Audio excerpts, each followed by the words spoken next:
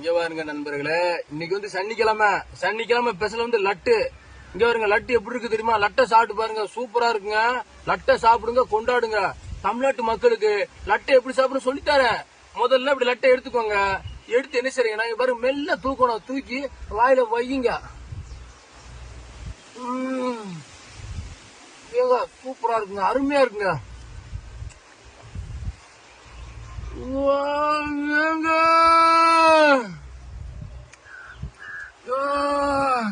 ஐயோ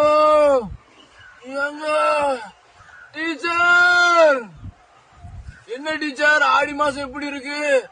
இந்த லட்டை சாப்பிட்டோன்னு எனக்கு சோட்டா பீ மாதிரி சக்தியா இருக்கு டீச்சர். எப்படி டீச்சர் உங்களால முடியுது?